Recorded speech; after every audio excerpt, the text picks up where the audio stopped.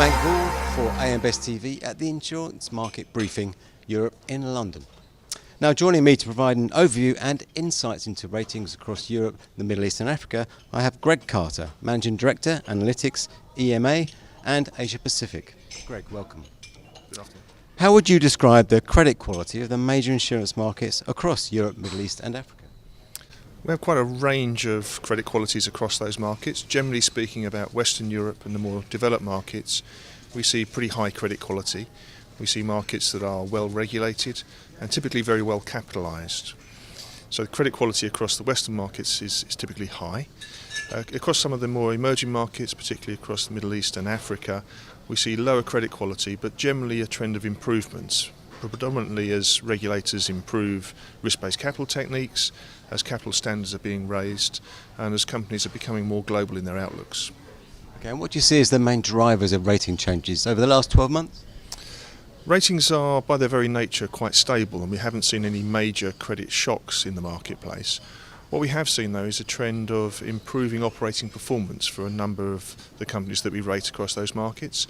And that really reflects that companies have come to terms with and learnt to deal with a low interest rate, low investment return environment.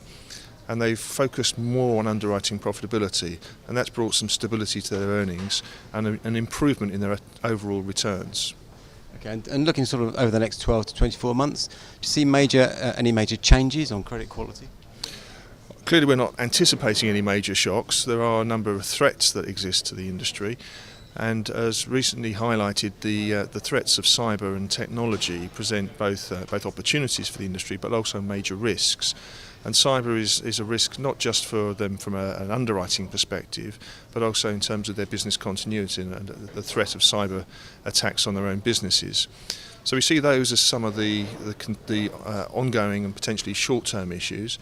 Longer term, we continue to see the market as very competitive. There's an oversupply of capital to the industry generally, and that's led to a very competitive marketplace, and that clearly presents a threat. And do you see that changing much, or do you think it's going to be a fairly consistent political and economic picture? Well, we have the potential wrinkle of how Brexit plays out for the UK. Across the rest of the European markets, we see a relatively stable political environment. Across the Middle East, clearly there we do see a more volatile environment, and the risk of political unrest and the fallout of that can never be discounted. Thank you very much, Greg. I'm Ant Gould for AM Best TV at the Insurance Market Briefing Europe in London.